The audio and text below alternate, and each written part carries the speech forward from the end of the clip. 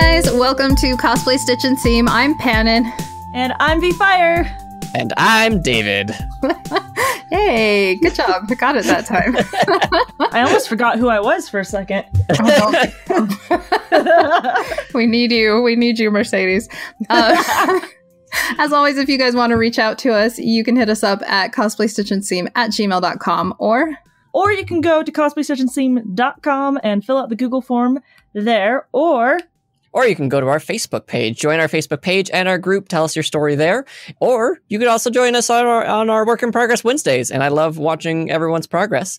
And while you're on the internet, leave us a review on iTunes, Apple Podcasts, whatever they want to call themselves, depending on the day, or Stitcher, or wherever you can leave a podcast, and we'll give you a shout out on the show. And also, we're doing a Patreon thing, just helping us out, covering the overhead of all the great things and making sure we stay all with good equipment, so that way we can continue to provide you the best podcast that we can. You can find that where exactly? I can never remember the link. That's patreon.com/cosplaystitch. And not only does it support us, but you also get to get the live link to our monthly cosplay D&D sessions, which is the Cosplay Chronicles. So come check us out. Episode 4 is coming up soon. Hooray. yeah. So today we have Scotty B with us as a guest. He does the podcast Heroes of Cosplay Sanctuary. And Scotty, we'll just let you go ahead and introduce yourself. All right. Well, I don't actually have to say welcome to the show this time, which is great. As much as I like doing that intro bit. Yeah, I'm Scotty B. I have been doing this podcast, Here's a Cosplay Sanctuary, which I coin as a safe space for cosplayers to share their thoughts, stories, and their experiences inside of the industry, but also all of the people who touch the industry too, because I think it's really important that everybody understands what goes into cosplay, being a cosplayer, all the pains and frustrations and things that can go through your head, but that there's just so many other things that touch it. You have all of the marketing stuff, and you have all the social media stuff, and all the photography, the photo shoots, the endless list of like things that you have to do to make sure that plane can fly on cosplay or any other time. And I just wanted to, after my first few experiences a couple of years ago, figure out a way to get back to the community, which I try to do with the podcast, and just to see how that can expand. To be able to show cosplayers that if this is something that you really love to do, if it's like your thing, that you can leverage that. You know, you can build and you can grow, and that's okay. Like whatever you choose, like you don't have to do that, but here's a path if that's what you want to do, and here's a way to transition into other things. Mm-hmm. So I just try to use my background in everything that I learned about once upon a time. So I've done many different things. I've worn many different hats over time, and I know a little bit about a lot, I guess I'd say.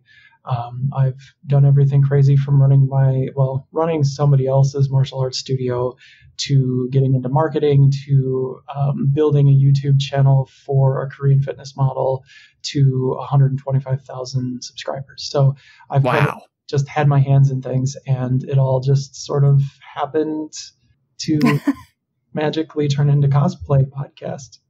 Wow. That was going to be like my first question, because you have so many, like you said, hats that you wear. You have so many experiences in your life that have given you like all this valuable knowledge. But what got you into cosplay in the first place? Liz Wonder got me into cosplay. So I guess this is a shout out for Liz. I owe her a great deal for being such a good sport once upon a time, and helping me out with having the, I guess, confidence to think that I could maybe get into this myself. And so I went to C2E2 a couple of years ago, and I was wandering around there with my wife, and we just stumbled upon this like on the interwebs. We were just like looking, and she started naming off a whole bunch of celebrities, and I'm like, what is that? Why have we not heard of this before, and why have we not gone? This is like everybody we've wanted to like meet, David Tennant was there, Matt Smith was there, Summer Glau was there. Oh yeah, there were tons and tons. Like I'm like, this sounds like a cool place to be. So we went there, and I found the Vero True Social booth while I was there. And there was a Wonder Woman cosplayer handing stuff out, and like she was doing all sorts of different things. She was like singing, and she had like press all over her, like talking and doing all of these different sound bites and stuff. And I just went up and I said, would it be okay if I had a picture with you? Because this is just an amazing cosplay. I mean, it was just super accurate, and then she had like the Wonder Woman cape and all this, and like she had her sword with her at that time. And, oh, nice. She actually didn't hand me her card. She had one there, but she handed me somebody else's card. So I had to like dig for her on Vero. I'm like, who was that? Okay, we'll find you. And added her on there. And then really over the course of a couple of months, started to just like become friends with her and her group Squad Goals that really have become kind of like my extended arm of cosplay family. Like they're so super cool, down to earth. They're just like, to me, like, I don't know all cosplayers, so I guess I'm speaking in generalities here, which I do. But they really do, like, their mindset, like where they are with everything and how they are for cosplay. Like the example that they set is really just such a good example of what you would hope that cosplayers would be like. Very inviting and accepting, and that this is about fun and about community and about it's about cosplay. This is about sharing fandom. Right. That's awesome that you had like such a positive start and like such good, I don't want to say role models, but such a good like friend family that brought you into it. That's really fun. Yeah, and when it comes to like knowing all the cosplayers, that's definitely like no one's gonna be able to know all of them unless you're panning. But that's I don't. So like you get this idea for like seeing all these cool cosplayers. You wanted to build this environment for all these great people, and I this isn't a question. I just wanted to applaud you on the way that you deliver your information. Like honestly, you guys, if you haven't already listened to his show, you really should. He's not only giving you great advice on cosplay, but like I was listening to one of your mini episodes that you've been doing like almost every day, which is nuts. But you were talking about like the right equipment for the job, right? And you talk about a sewing machine for, a standard sewing machine can do like so much. You don't need to buy an industrial sewing machine. And I felt attacked a little bit in that moment because I was even thinking like, it'd be nice if I had X, Y, and Z for this and for that. So, but like you make it like so universal, even with all of your other stuff, and the way that you delivered the advice. I've been working with other people giving me feedback in other cases lately, and the way that you just deliver the information is just supremely beautiful. And yeah, I cannot stress how great your show has been for me in this time. I have to also say, like, I have to compliment how it, like, as someone who doesn't know, like, how to do social media promoting and all that kind of stuff, you don't make me feel dumb while listening to it, and I appreciate that so much. It's very, like, welcoming, and you are creating that safe space. So I think you're being very successful, and I really, really appreciate that. You project your show in such a way that it doesn't feel like you're belittling anybody, and it doesn't feel like you are assuming that they know nothing. Like, you're building a great foundation, and at the same time, on top of that foundation, you're giving people tools to work with. Yes. Well, and like the way that I think about it is like there's some white space inside of the cosplay community where maybe, I don't know what everybody's backgrounds are. Mm-hmm. And I don't like to assume that like nobody knows anything about what I'm talking about, or that cosplayers like need all of this help with their multimedia or their media in general, or their self-branding. But there does seem to be like an organizational gap, at least from what I could see, where there's a lot of separation. Like, cosplay is all about cosplay, and it's all about the creation of the piece. But it's like, from my standpoint, I'd like to, and my background is really talking about like the how and the why versus the what. I think cosplayers have the what covered, and it's phenomenal. I learned so much. I learned so much from listening to your podcast about like just how to do things and like things that I just wouldn't even think about. And I just hope that I can have like chisel out enough time to like actually get into a few of these things that I'm working on right now, or trying to, while I'm also trying to create all of this content that I can share with everybody, really, because it's your story. It's the cosplay story. You've put in all the time and the work and the energy and the effort. And I think that cosplayers should feel good about that. I don't know if rewarded is the right word to use, like that they should be rewarded, but certainly they should reward themselves for all of the work that they put into these things.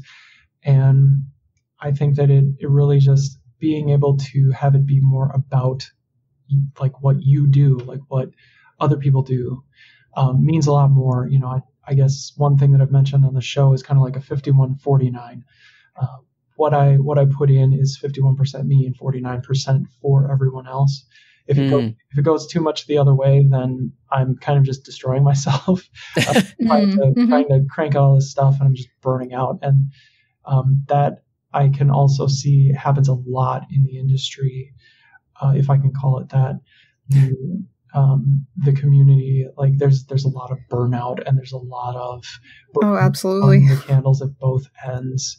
And there's a lot of like I think people, they look for a lot of like external validation sometimes inside of the industry. And that can be like, especially for competitors, seeing just the kind of work that because there's like different sides of cosplay.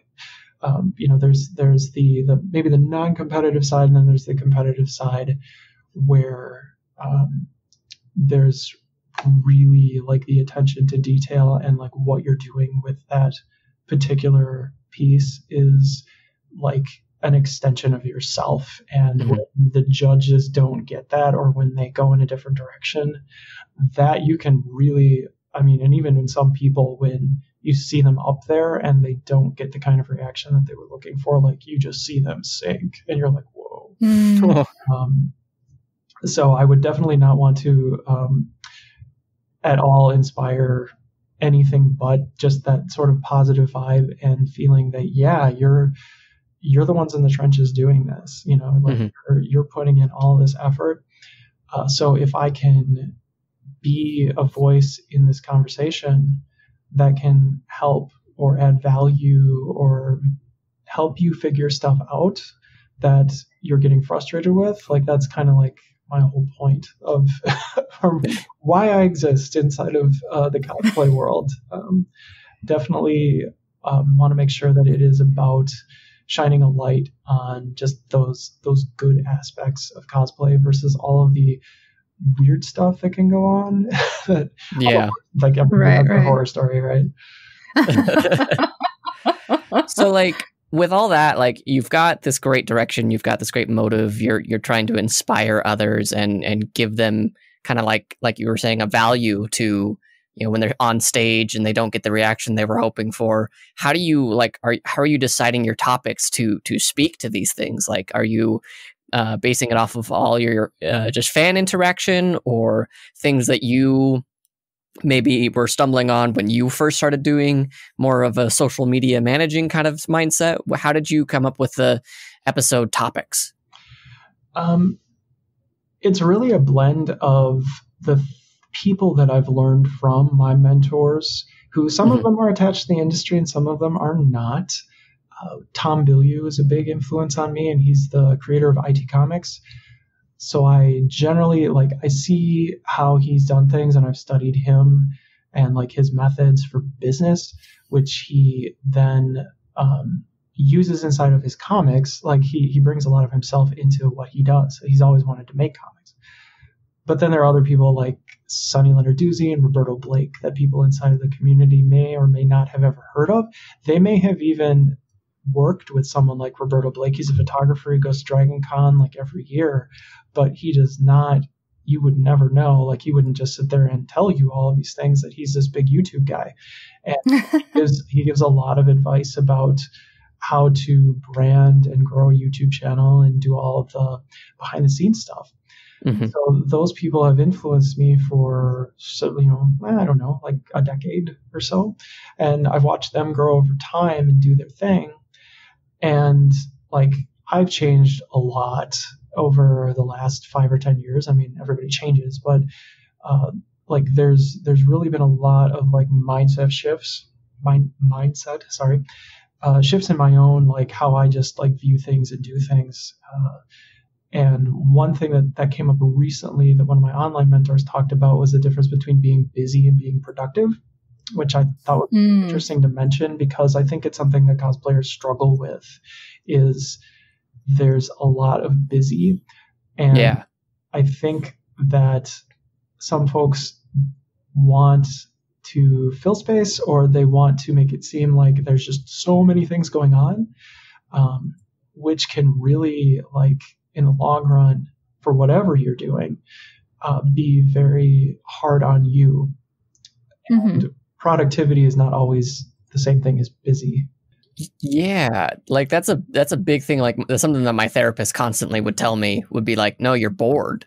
Like, no, I don't have any time. But like, look at all the things that I'm doing right now. And he goes, yeah, but you're bored. You're not challenging yourself.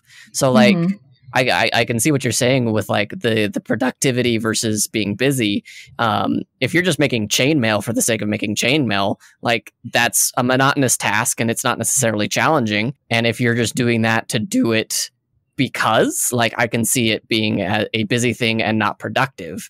Now, if it was like, I've never done chainmail before and I want to do a big chunk of it for this costume, like, one can lead to the other. It's the every square is a rectangle, but not every rectangle is a square kind of mentality. And I really appreciate what you're trying to bring up there, of just like allowing people to like know the difference, you know? Yeah. And I mean, another part of that is that I do want there to be, because I know I've heard that it can be really hard to just coordinate as a cosplayer for a con or for events. Like, charity events can be like a nightmare. Even photo shoots, like group photo shoots, can be a nightmare to try and get enough people together and get enough people in the right cosplays and make sure that there's like a certain level of quality that's going into things, because some people will say that they, like, oh, I do Doctor Strange all the time, and they show up and like, it's not really a Doctor Strange costume. It's just like certain things like that you want to see be more organized and just easier for people. So like, part of it would be creating like a space where there could be like a forum where, when you're looking for certain people who do certain things, that you have that group available. And I think you guys, you have like a Facebook community. Yeah. And it's places like that where, it's relatively close knit, like, what people are going to be discussing and talking about, and that the ability to coordinate something is a little easier than just like trying to get everybody on, Instagram and like figure stuff out. Like, it can get really messy and really stressful. Herding cats is the term. Yes. So if I can like kind of share a personal thing and segue into one of my questions. So when I was getting into like social media in cosplay, I feel like it was a really difficult thing for me personally, because I was raised in a very, like, you have to be humble, you can't brag about your skills, etc., etc. And so that was something I really struggled with social media, because so much of it is, look at what I did. And I mean, most of it's like very well justified, because what you did is really cool. But for those getting started, do you have like any advice for people who are hesitating? And also, one of the attitudes I've noticed among cosplayers who are getting started is not everybody gets started equally. There are people who will be very good with the social media aspect and maybe not as good with the crafting, say. And then there will be people who are good with crafting and don't know how to self-promote. Do you have I'll circle back. Do you have advice for people who are getting started in social media, and maybe some do's and don'ts and why or why not they shouldn't? Yeah. Well, I guess the first thing that I will say is that you don't need to just do. Like, I know that that's kind of like people say, well, just put things out there. That couldn't bring you so far out of your comfort level when you start. It can be very difficult. It was really hard for me to get started on stories because it takes a little bit of getting used to looking at yourself on camera, hearing your own voice. It kind of totally makes people cringe when they have to like listen to it. Like, yeah. I still struggle with listening to episodes of our show. So you have to really first make sure that everything that's going on upstairs is in order. You know, like, am I ready for this? I guess is really where I would start with that. And if there is like a lot of like tension and apprehension, and you're feeling it like really stresses you out, then there's too much pressure there. You kind of need to deal with that first. So I would even say, like, if you want to go to a live event, like I think a lot of cosplayers start with that, or even with like the online, like the virtual cons is a good place to just start. And you can talk about that. Like a good way to maybe just ease yourself into content is to start with sharing other things that you like on your stories. If you're on Instagram, if you're in other spaces, there's different ways to do it. But I think Instagram is kind of like the universal, like cosplayers go here for start. But just like putting out text and wherever you're comfortable. So I guess the way that it's been explained to me is, you know, you've got the written word, you've got audio, and you've got video. Pick the one that you feel the strongest with and go with that. And stick to what you know, because you do know things. Like, whether you're a beginner or not, you've learned things as you've gone. Like, I'm super old, so there's something that I've also picked up along the way, but have some value to people. I have often joked about being a white belt forever, because I spent 2 years in Hapkido as a white belt and never really tested. And I've been in martial arts for like I don't want to say 30 years, like 25 years in martial arts. And I've seen a lot of white belts, but the thing that I learned about teaching, though, people that became interested in martial arts is, like, why were you interested in it in the first place? Was it because you saw a Kung Fu movie, or was it because you really believe in, like Taoist inner strength and peace and tranquility? Like, what's your motivation? Because at a certain point, you kind of go in one direction or another, and I see it happening a lot, even online. It's like a cycle. You push and you build your social media following, and you gather followers to gather followers. Like, this is one philosophy.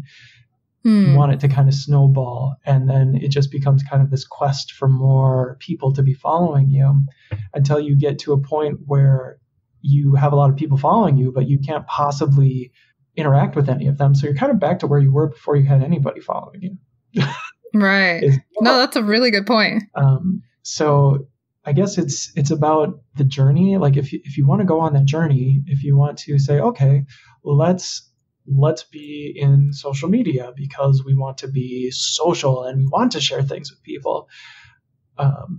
And if you're struggling with that, like, usually if there's a conflict, I don't know, have you heard about the best way to make a decision is flipping a coin? Has anybody heard about, like, why it's important? I've had to use that.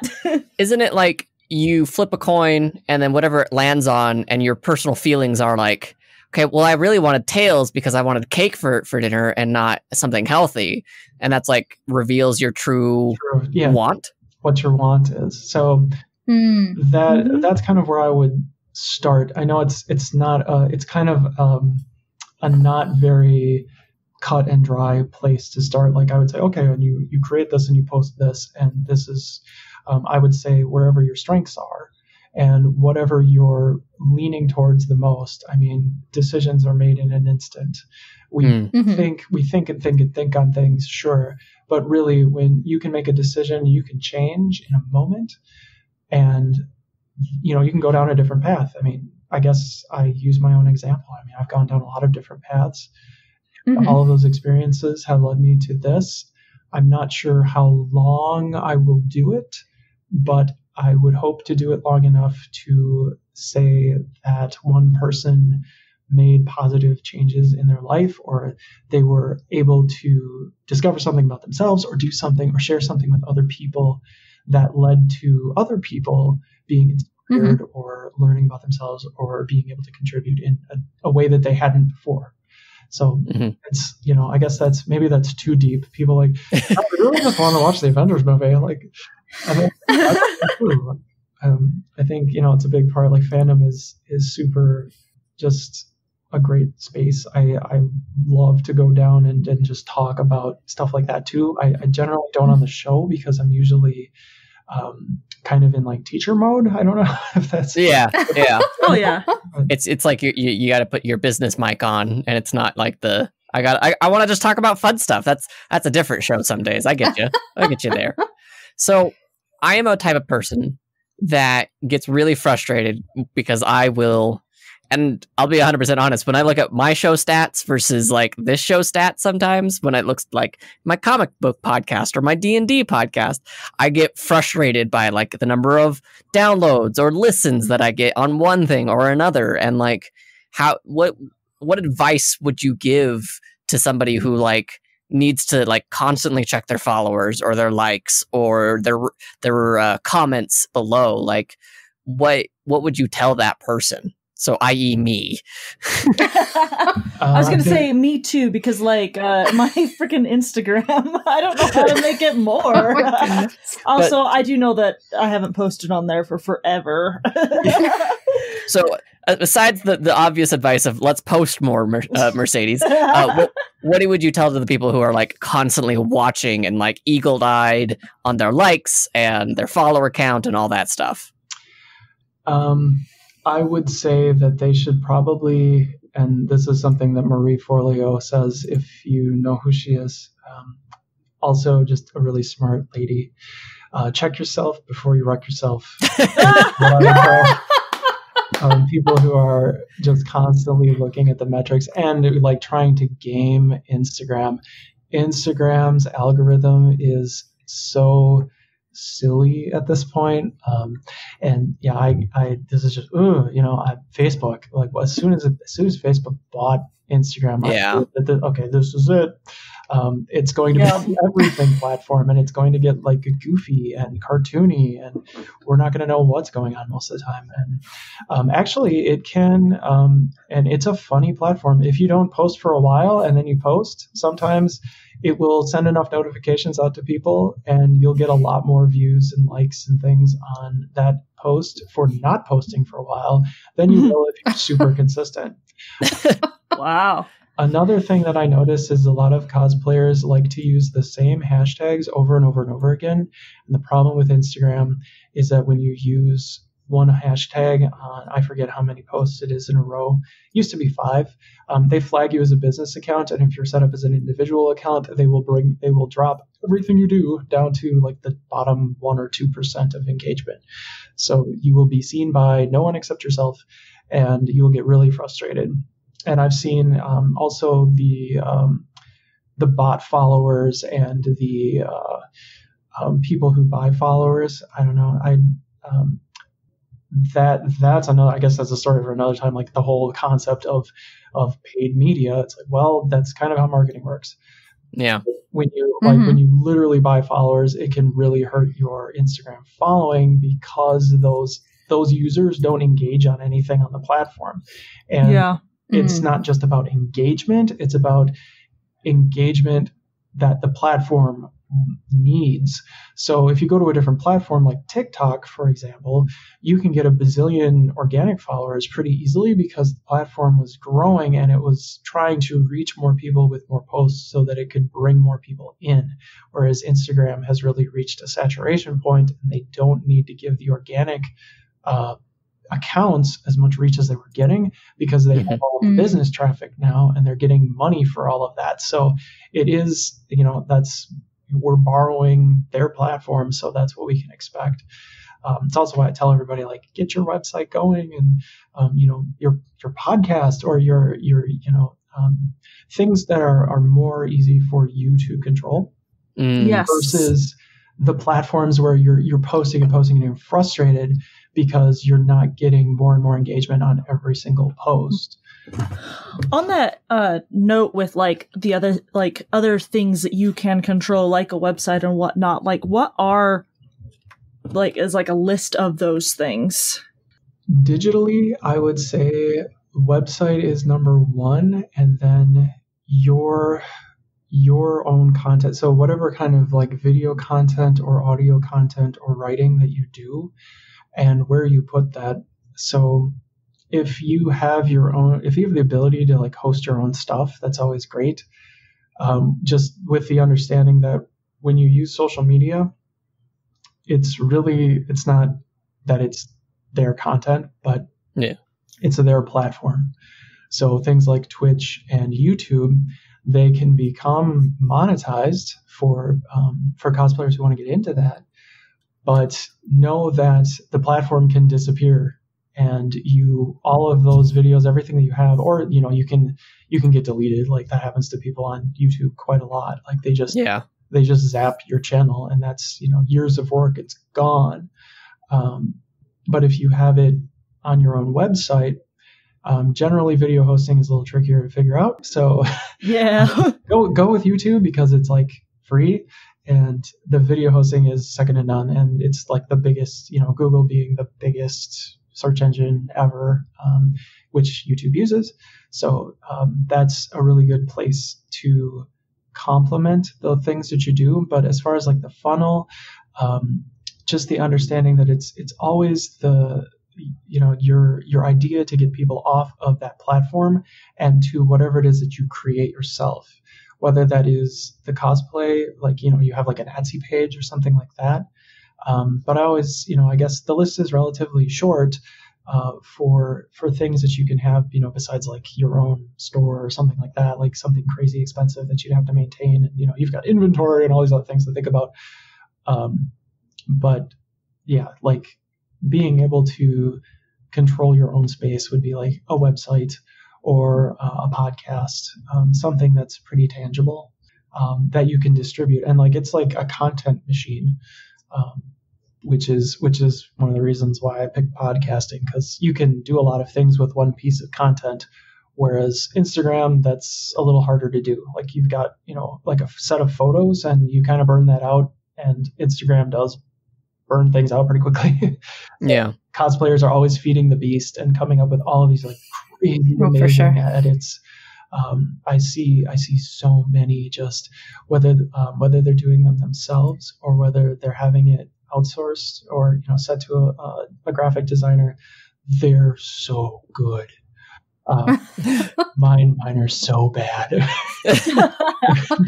I'm still learning how to do all of that, but you see it, and it's just gone in a flash, and you're like, wow, that was just one post, all of that work, all of that effort.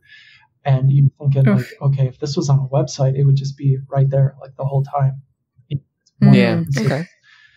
So you've mentioned a lot of different like social media, and I feel like it's overwhelming, like how many options we have these days. Oh yeah.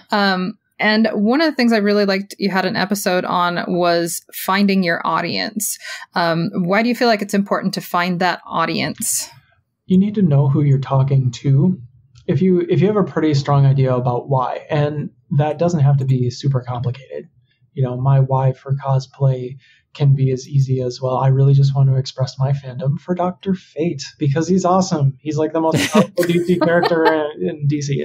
He's so completely overpowered, and there's never going to be a movie about him, which I'm so... There should be. He should be. If Doctor Strange got a movie, I'm sure Dr. Fate's on his way. Well, and not only just one, but maybe like 11 movies like Batman will end up... yeah, we'll just keep redoing it, and it'll be great. Yeah. But not to get completely sidetracked, but that new trailer, I mean, wow, I loved it. I was like, this is so amazing. Mm-hmm. But yeah, I just kind of lost my train of thought there, so I apologize. Now I've got Batman all in my head, but picking the thing that you can feel that you can create content around versus like forcing it. I guess that's something that I see as kind of a struggle too, where it's like the scramble to create content or to get enough things done, to keep pushing things out. I see a lot of that going on inside of the cosplay community, and cosplayers do like the fitness industry and the cosplay industry. They're very visual, so it's a really good fit for social media. I mean, it's super, and you can do most of it from home. Like, I mean, you can create. You just have to change your background, or do a composite. But you've already got the like 80% of everything you need for Instagram done with the amazing work that you do. So being able to share that, like, it just seems like a really easy space for that to happen. But the rationale behind it, for why you do it, has to be kind of sound, I think. So if it isn't, like, if you're just doing it to curate likes or follows, just make sure that you're in it for the right reasons for yourself. Not necessarily that you're like, you put one piece of content out there and then get really upset that you didn't get a contract from Warner Brothers. Like, the expectation might have been a bit high. So I try not that I have like zero expectation for anything that I might put out, but that you really prepare for a long road, like prepare to want to do it for a while. Like, it's really it's consistency over time. So it's almost like how someone would explain finance. That, and really, I guess saying finance and cosplay at the same time is probably silly of me. Like, if you want to spend money, cosplay is the place. It's the hobby for it, that's the place where, get your kids invested in cosplay young. They won't have money to spend on anything else for the rest of their lives. You thought college was expensive until you became a cosplayer, and then you're like, wow, these adhesives are just bonkers. Like, what? Why? But I have to have it. So my mom would joke that she's like, she's not doing drugs. She can't pay for it. Nope. But like finance, it's really consistency over time is kind of how you build. Like, if you're just a normal person like myself, saving automatic, like putting things on automatic pilot, or trying to automate things and then not think about them, paying yourself first.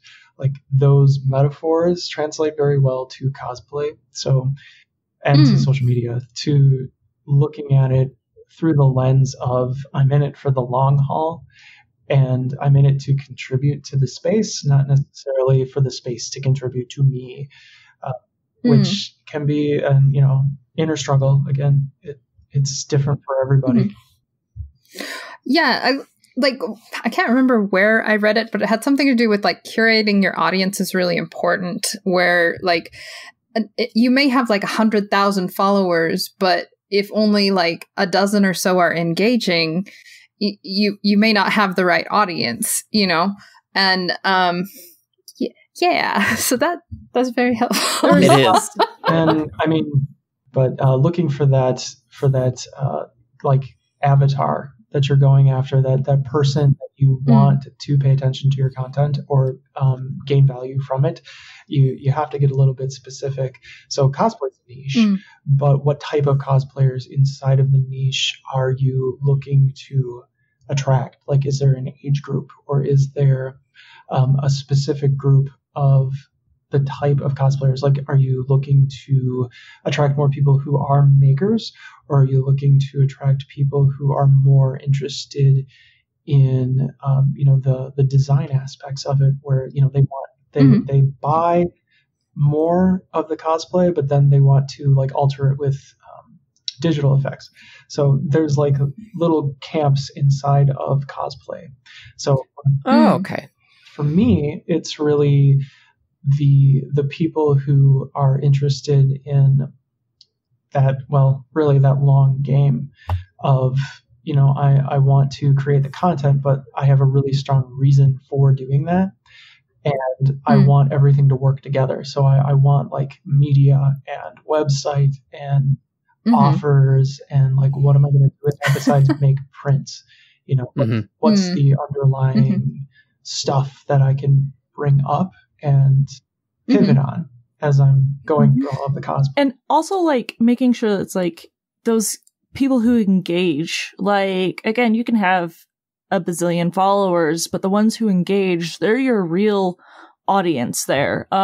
There's another social media sort of thing that I got to see a little bit of the behind the scenes of without saying who they are. They have a huge following, and the creators want to go back to a lot of the DIY stuff because they get a lot of comments on their videos asking about, hey, can we go back to the DIY? We want to see more of that and less of this kind of fluff stuff. And the like more corporate side of it are like, no, the fluff stuff is what's making the money. And so, it's what's getting the big views and all that kind of stuff. But it's like the people who are actually engaging with them want a different thing. And so it's like, that's a hard point where it's like, well, one type of video or content gets you the money but the other type is what people are actually engaging with. And you kind of have to decide for yourself, what do you want there? Yes. And it's really like what motivates you or what motivates the people that you're working with. For me, it's not really, and I don't know, is it? I don't want to like seem like I'm humble bragging because it's not that at all. Like it's, but if you're in it for the money, it's going to be short-lived. Like, I guess, and that's really not just with cosplay, it's with anything. If it's to get rich, like there's so many ways to do that, but money doesn't really, it's not very fulfilling. So yeah, I mean, it's gonna like, you'll eventually find, or you have found that thing that gets people engaged, but you could also find that thing that gets more attention and money. And it's a balance, or it's, what do you want to, or who do you want to communicate with? Like, who do you want to be your audience? I guess you could almost like musicians, people say that they sell out at a certain point. They're going along and then the sound changes and everybody's, oh, they sold out. And they're just producing music that everybody wants to hear or something like that. Like they've lost their real personality with what they're doing. And I think that can happen. Like that can happen to artists for sure. If they can do it for money, and a lot of it, that it's just really attractive and it's really hard to say no to. But it really just depends. Like, after all, it's something that's supposed to be fun. So if you're having fun doing the stuff that's bringing in the money, like, hey, okay. Yeah, then you got like a double whammy. Yeah. So I kind of want to switch gears a little bit because I really wanted to talk about the Your Brain on Cosplay miniseries that you did, where you do address a lot of these, like trying to keep up, trying to hit the numbers. Why don't you tell us about it? Sure. So I think that was a week that I talked about like the overwhelm and the imposter syndrome and a lot of like the feelings that can come into cosplayers as they're creating all of this stuff. It can be very overwhelming. So it's really just looking at it from the lens of what's going on inside of your head when you're a cosplayer. And that's what I wanted to explore. And I didn't spend a ton of time every day talking about each one of those things, but just to make the community aware that, there's an understanding that, yeah, like this is an internal thing too. Like you're doing all of this stuff, you're burning yourself out. And how do you control all of that? So when you think about like your brain, it's almost like, this is your brain on cosplay. any questions. Because it can get obsessive, it can get out of control. You can spend a lot of money on it. It can almost be like going to Vegas, especially when cons are in the mix, because like what's going to happen when the first con announces that they're open and we have a cure for things and everything's back running again, like that first con, like the whole state's going to like shut down. Like it's just going to be crazy. It's like, wow, 2 million turned out in cosplay for this event because it's the first one in a year. And, it's just things like that, like the pressure that people can feel to build something and then, have all of the external things going on. Everybody gets a little bit judgy and you can kind of feel the way that people are like looking at different things, or there's that negative piece. And that goes through your head. Like it just does, we've got these brains that kind of go all over the place. Unfortunate part of also being a cosplayer is, you kind of have a lot of things going on at the same time. There's a lot of different thoughts and maybe even a lot of different cosplays that you're trying to put together all at once. No, I think there's really something to be said for like shining a light on that and saying like, this is an experience I've had. And there's so many people, like I was listening to the Your Brain on Cosplay stuff and I was just like, oh yeah, I relate to this so much. Oh yeah. And there's just something nice in knowing that you're not the only one that feels that way and kind of bringing that to light. So I really appreciated it. Yes. And I usually mention Cosplay Therapy right about now. She's a really nice, really nice person, Cats on My Cosplay, that came on the show and talked about a lot of those aspects and like the therapeutic value of cosplay. And her feed showcases different cosplayers and some of the things, that go on, like the confidence boost that you can get from wearing a cosplay of one kind or another, and just like the internal sense of like accomplishment that you get from putting a lot of work into these amazing, just really works of art in many cases that get created. But also that just the being able to do that, like the arts and crafts part, is therapeutic in and of itself, which happens in like other places. So it can kind of be a double-edged sword. I mean, it can be very soothing, and on the other hand, the other side, it can be really overwhelming. Oh yeah, definitely. Yeah, like I do the braiding. I think it's called kumihimo. I do the braiding of like little ropes and things like that for cosplay, but I also use it as a way to help myself focus on days that I'm struggling with focusing. And like, I can see like somebody looking at that and being like, oh my gosh, that takes so long to do that. But me, I love nitty gritty, repetitive work like that. So I'm just like, yeah, I'm good. It's helping me focus. Some people look at like embroidery and stuff and they're like, oh my gosh, that's so overwhelming to do. But like, I find it therapeutic to do. Like, it's just something I can see the progression, the progress over time, even though it's like not as fast as some people would like, kind of thing.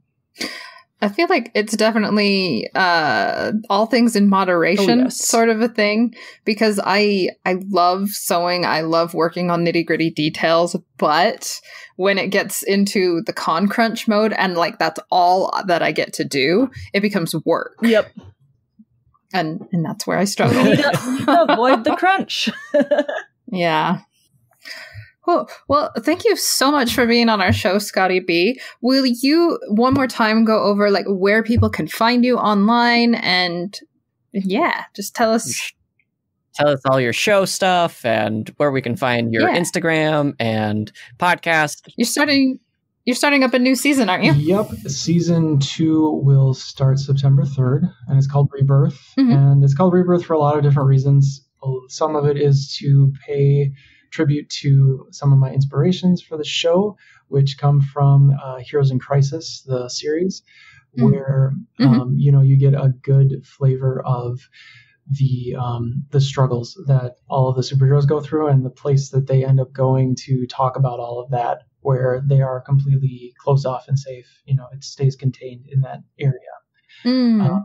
But part of that too is just following that sort of DC line of stuff. Rebirth was kind of like a reboot for DC where they changed the continuity. So me developing with the podcast, I kind of wanted this to be like okay, I've learned a little bit, so now I want to try a few different things and try and stay along a path to see where this all goes. And that sounds so we have cool. we have a giveaway coming up, which will be on the 29th, so it might be over with, depending on when things air and all of that good stuff. But it's a lot of fun. There'll be more coming up, probably like closer to, let's say, when the Black Widow movie comes out, and a little closer to when Wonder Woman 84 comes out, which is a hint towards what I will be giving away. Nice. Ooh, cool. And yeah, we'll have some really cool interviews coming up, and I will have some longer episodes every Thursday. And then every Friday, there will be something new on YouTube. And you can find me really anywhere. Instagram, YouTube, it's Here's the Cosplay Sanctuary. Twitter, it's HOCS Podcast, which is the same as it is on Facebook, HOCS Podcast. And then Vero is at Scotty B Official. For anybody who's looking at Vero True Social, I totally recommend it. It is a great community for cosplayers, and you get to see Zack Snyder do stuff too. So if you like Zack Snyder, go to Vero. Nice. Well, we like to wrap our episodes up with some cosplay horror stories or cosplay awesome stories, I guess. Do you have any that you want to share? Sure. Do you want the good one first or the bad one first? Ooh, let's start with the bad and then end on a good note. All right. So once upon a time when I got started in cosplay, I wanted to be Batman. And I'm like, oh yes, I'm up to the challenge of making the Batman suit first. Even though oh no, expensive, ridiculous thing. Oh dang! So I went out looking for a commission for the bodysuit, and I was looking at all this stuff on YouTube and trying to figure out how they were going to put the armor together with the emblem. And they're like, oh, make sure that you line everything up and you don't attach anything right away. So I just I saw a deal, quote unquote, for a bodysuit online and hit them up, and we went through PayPal, and I was making payments, and eventually got everything set up, and was really just okay, I just need to know when I'm going to get it. And it was just the bodysuit, because I wanted to kind of do the other stuff myself. And I'm waiting and waiting. Well, the wait turned into about a year, and never got it. Oh no! So it took quite a while, and other people getting involved to get that sorted out. But yeah, it was a pretty bad first experience as far as making a costume. Sure. Or outsourcing. It was oh, so I guess is this how all the vendors are? They just bait and switch you, and then end up you just lose your money. So it was, but yeah, I guess it had a happy ending because everything didn't turn out in the end. I still don't have a Batman costume, but moving on to different things. But lesson learned, I will probably be doing a lot of my stuff myself. Fair. Make sure, moral of the story, vet who you work with, especially if you're new. Make sure that you people are saying good things and you really know who you're getting stuff. Absolutely. Totally. The good story is so back to C2E2 again, where I met Liz Wonder. The last day that I was there was a Sunday, and we're just wandering around the floor, and we got into some panels and we met some celebrities and all this cool stuff. And I said, I'm looking around and I'm seeing all these big comic book setups, and I'm like, Tom Bilyeu so wants to do this. It would be so crazy if IT Comics showed up at one of these events. And I was just kind of talking to myself, and my wife was like, yeah. So we wandered over to a corner, and there's this huge sign that says IT Comics, and I'm like, you have to be kidding. And Tom is just sitting there at his, and there's not too many people, because a couple years ago nobody really knew what IT Comics were. Yeah. And I went up to him, and I'm like, oh, you do the show, you do Impact Theory. I listen to it all the time. You had Marie Forleo on the show. And I'm blah blah. I'm fanboy. And he was like, oh wow. He's like, oh my god, people here know who I am. And he's like, so do you guys want a picture? And we're like, heck yeah. He was just super down to earth, totally easygoing, for a billionaire. You would not expect him to be hanging around like this is how he spends his afternoons and his whole weekends, like just sitting at this booth, like a normal, it's just super normal and easygoing. And really that was kind of like where the fire got lit. I was like, this guy achieved his dreams. Like he launched after 14 years his own comic book line. So maybe this is like, I was supposed to come here, and you start doing all those things in your head. You're like, oh, this is really, maybe this is where it gets started. Like I could like make an impact just like this guy. That's awesome. I love hearing about people who get inspired at conventions, and whether it's meeting like people or making friends that last a long time, or just like going to a panel or something that leaves you, I don't know, feeling like life changed. It's just such a fun experience to me. So that's amazing. Thank you so much for sharing. To our listeners at home, if you want to share one of your cosplay horror stories or one of your uplifting fun cosplay stories, you can email them to us at cosplaystitchandseam@gmail.com or go to the website cosplaystitchandseam.com and you can fill out the Google form there, or you can join our Facebook page and message us there and join our Work in Progress Wednesdays. And heck, while you're on the internet, leave us a review on Apple Podcasts and Stitcher and wherever else that accepts a podcast in your podcaster app of choice, and we'll give you a shout out on the show. I lost the words there in the moment. Sorry, David. And don't forget about our Patreon. If you join our Patreon at the $3 level, we'll give you a shout out on the show. If you join us on our $5 level, every first Sunday of the month, we will be doing a live stream exclusively for the Patreon people. And you can like manipulate what might happen in the D&D game. And we left it on a huge cliffhanger last time, but I'm super excited to get back to it. Oh boy. All you need, oh boy, indeed. All that you need to do is go to patreon.com/cosplay stitch. Am I right?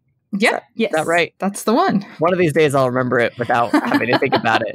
And you can join our other awesome patrons, and we will be happy to give you a shout out on the show as I stall to pull up the list.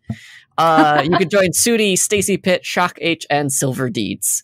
So thanks, you guys, and we look forward to you joining us on our monthly game. Thanks, as always, to Macy Roberts for the use of her theme song, and David for doing our awesome audio. How are your podcasts going? Good. Dungeons and Chill is the D&D podcast where we play D&D. Right now we're playing Curse of Strahd. Episodes should be coming up pretty soon. We have enough material. We might be doing like once a month episodes while we're waiting for more kind of a normalcy to hit. And Comic Trades Monthly, we're still going to talk about Scott Pilgrim. And Scotty B is reminding me that I need to have a conversation with Dane about this new Justice League movie that's coming out, the Snyder Cut and whatnot. I've got a lot of opinions about that one, but that's not for this podcast. Well, Very cool. It's been released, so that's going to free up a lot of bandwidth on Twitter. You're not wrong. Thanks everybody for listening. Remember, we need you now more than ever to be that positive change you want to see in your community. We love you guys. Feel free to always share on our Facebook group. Like we said, we love hearing from you on Facebook. We love the Work in Progress Wednesdays, and we just love you guys. Yeah, you guys are amazing. Yeah. We'll talk to you later. Bye. Bye. Bye.